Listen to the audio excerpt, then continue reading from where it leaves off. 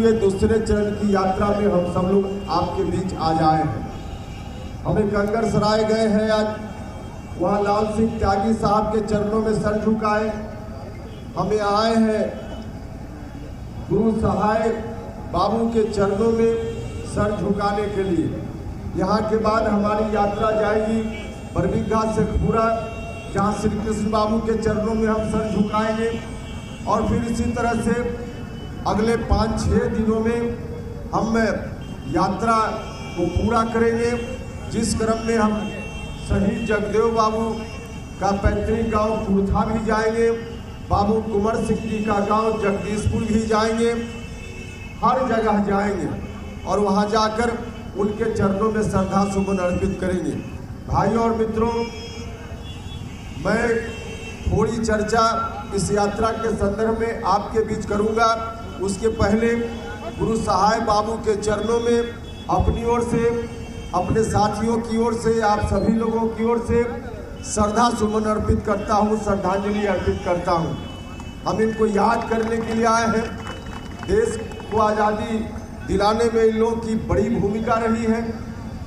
हर तरह से समाज को आगे बढ़ाने में, समाज को अच्छा बनाने में हर तरह से योगदान इन महापुरुषों का रहा है, इसलिए हम आज इनको याद करते हैं। भाइयों और मित्रों, विरासत बचाओ नमन यात्रा है हमारी।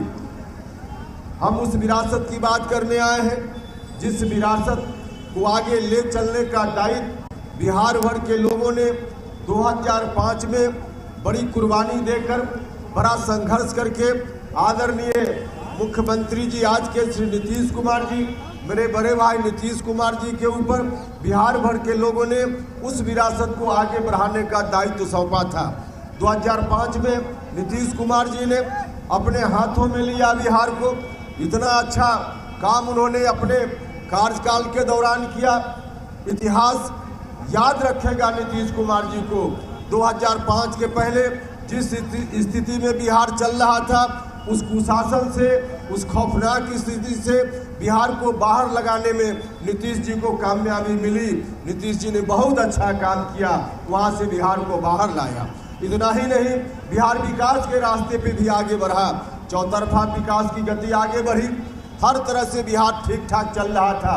लेकिन हाल के दिनों में, कुछ महीना पहले की घटना है, खबर आने लगी कि राष्ट्रीय जनता दल के लोगों के साथ कोई डील हो गई है।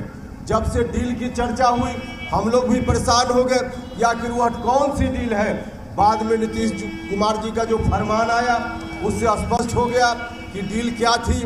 उन्होंने फरमान सुना दिया पटना में कि हम बिहार को फिर से 2005 के पहले जिन हाथों में बिहार बर्बाद था, हम उन्हीं हाथों में बिहार को फिर से सौंपने का काम करेंगे।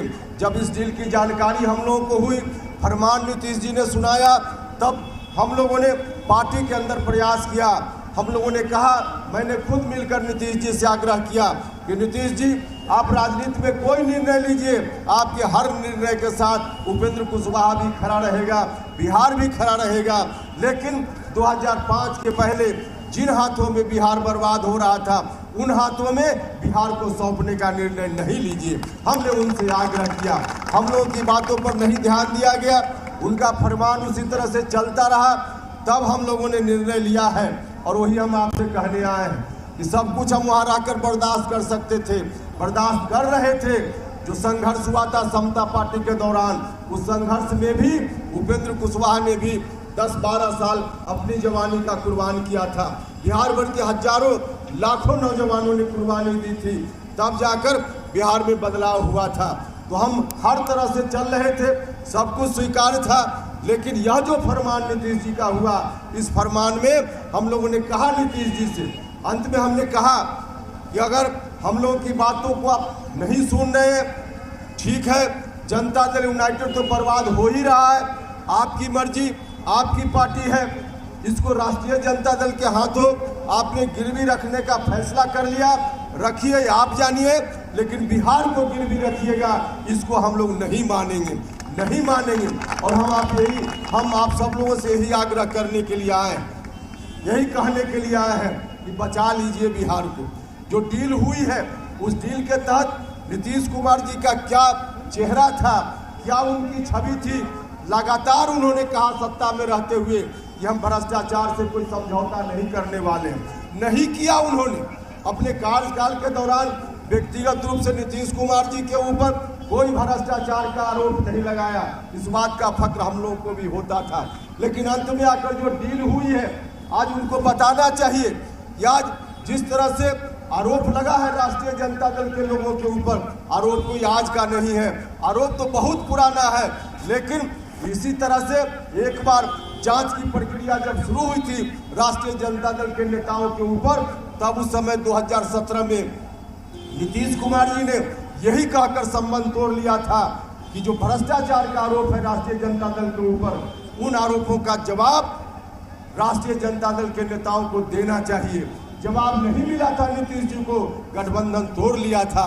लेकिन आज कौन सी डील हो गई नीतीश कुमार जी कि आज फिर से जांच की कार्रवाई तेज हुई है, भ्रष्टाचार और तीखा रूप में दिख रहा है। तो आप मौन क्यों हैं, आप चुप क्यों हैं, मुस्कुराकर मीडिया के बंधुओं का सवाल क्यों टाल रहे हैं आप। इसका मतलब डील का यह भी एक पार्ट है, यह भी एक पार्ट है।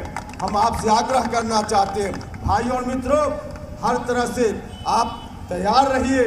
तमाम जाति धर्म के लोगों से हम आग्रह करने आए हैं, उस डील को नाकाम करना है, उस डील को नाकाम करना है। चाहे जनता दल यूनाइटेड जिस रूप में अपने को ले जाए, लेकिन बिहार को बचाने का काम करना है, बचाने का काम करना है। तो यही आग्रह करने के लिए हम आपके बीच आए हैं। तमाम जाति धर्म के लोगों से आग्रह है कि सब लोग मिलकर साथ दीजिए, ताकत दीजिए। हम लोग हर तरह से, चाहे जितनी भी परिस्थिति का सामना करना पड़े, हम और हमारे साथी करेंगे। लेकिन बिहार को निश्चित रूप से हम लोग आगे आने वाले दिनों में उन हाथों में जाने से बचाएंगे जिन हाथों ने बिहार को बर्बाद करने का काम किया था। न सिर्फ बचाएंगे बिहार को, हम आपको आश्वस्त भी करने आए, न सिर्फ बचाएंगे बिहार को वहां जाने से, बल्कि आगे आने वाले दिनों में आपसे ताकत मिलेगी तो बिहार को बचाने के साथ साथ बिहार को बनाने का भी काम करेंगे, बिहार को बढ़ाने का भी काम करेंगे। तो यही आग्रह करने